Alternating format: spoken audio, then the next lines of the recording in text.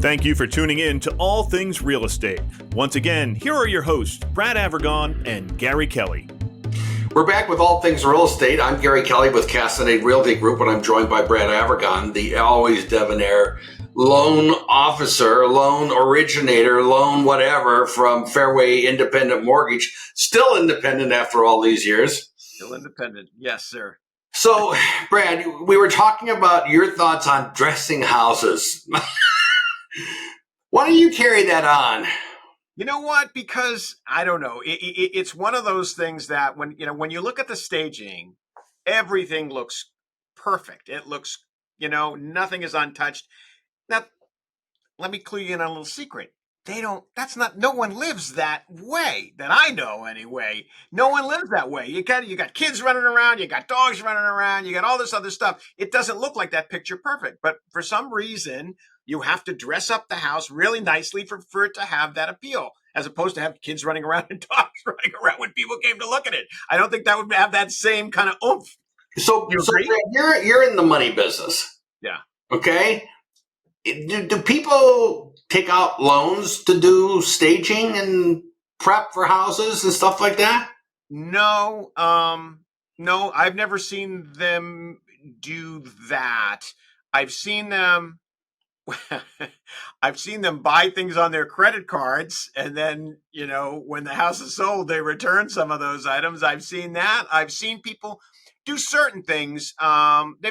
Sometimes they've used an equity line if they need to do some, like, not just buy a couple of $100 worth of stuff, but if they have to do something like put hardwood floors in or paint or redo carpeting or something like that, I have seen them use equity lines to do that before, because they're interest only, and then when the house sells, that equity line gets paid off anyway. So I have seen there is a company called Curbio that will give you money to renovate your house. Renovate may be too strong a word, but to decorate your house. They come in, it's their contractors. They hold the purse strings, and then they put a lien against the house. So you can't sell the house without them getting paid off. But it's all about how do we make the house appeal to the broadest group of people possible. I'm not aware of anybody going out and doing loans to do that. It's interesting. It is. One of the things that I find interesting is I find it interesting that, and you were commenting on this the first half of the show, is that some of the things are very timely, and I'll give you a perfect example of that. So when we were selling our house, black mulch was in. Now, I had plenty of brown mulch in the garden. It was all well and good, but I had a white house with black shutters, and black mulch, I was told, would make this house pop. So sure enough, I went out there and I put black mulch all around the house. Ruined my favorite t-shirt to do it. But that was a timely thing. That was in back then. I know gray was in for kitchens for a while, this gray color for cabinets and things like that. So Gary, tell me, do a lot of these fashions go in and out, and you and Sue kind of have to stay on top of that, and you encourage your clients to kind of fashions definitely go in and out. Would appear to be on the tail end of the gray thing. Now it seems to be more of I'm going to say green. I was told once it was seafoam, which Sue would kill me for saying, but it's that kind of color. And frankly, the beige is coming back.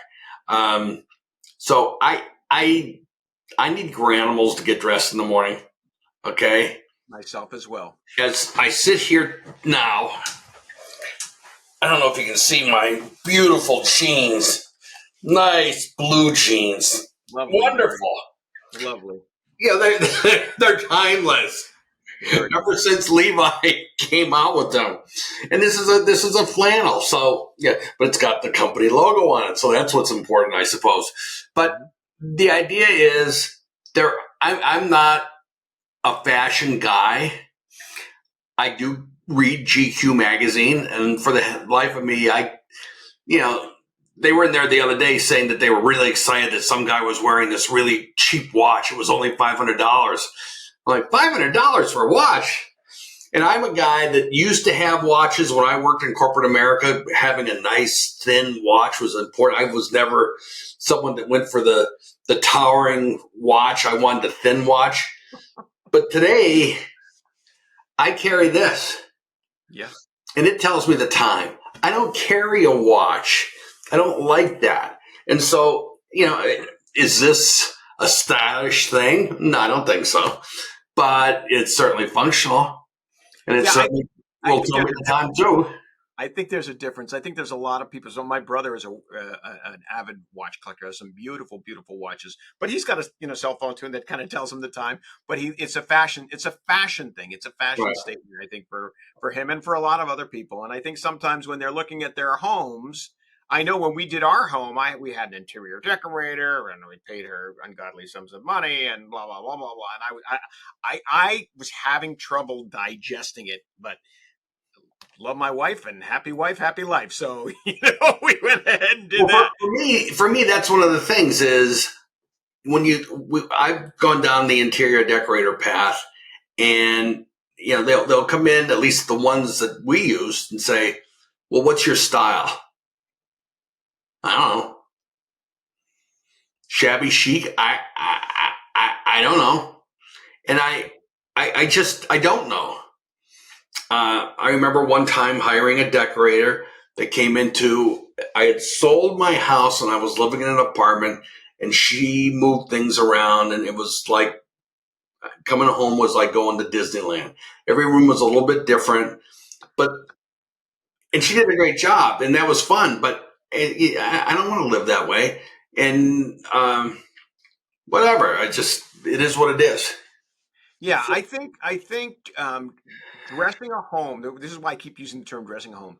It's a little bit of a fashion statement on a home, and it allows people to say this home is up to fashion, right? It's up to date. It's current. It's and I would imagine that it communicates that either overtly or subliminally by saying, listen, if if it's dressed like the current fashion statement, the way homes look like on HGTV, then the rest of the home is up to date too. And that's probably a good thing, right? You want to communicate that the home is updated, it's been well maintained. Yeah, I think people can go nuts with that stuff. I remember talking to someone who was selling a house on Presidential Lane in Southborough, and she was going through and replacing all the door hardware because her real estate agent had said you have to do that so that the house looks updated. And changing the hinges out. And she did. And she got big bucks. So I remember we had to change out some light fixtures because and they were perfectly functional, the old brass and glass light fixtures, as opposed to the LED all glass light fixtures that they have now. And so brass was out. Okay, I guess we have to change it. So there's certain things, obviously as a realtor, you try to encourage your clients to do things that are not going to be too expensive, but that are going to get you your most bang for your buck, so to speak, with some of those things. But there are things that I kind of scratch my head going, it's a perfectly good, functional, light. It was cutting edge at its time, which was probably 20 years ago. You know what I mean? So it's just one of those things that it can be challenging to understand, but it is important, and it can change the price, right? I mean, when you got a house that's dressed, doesn't that make a difference? It does. When I sold my condo, Sue came in, and Sue was my agent. So Sue's giving me an assessment, and it had all been painted and all that. She comes in and she says, "Oh, countertop, black granite, very not good."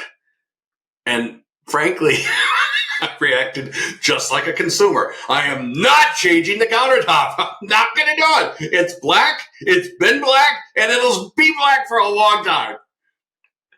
I hear that. I hear you. Yeah, it's certain things go over well, other things not so well. But I think you bring up a point, which is certain things you can, like paint is pretty cheap to change a color, right?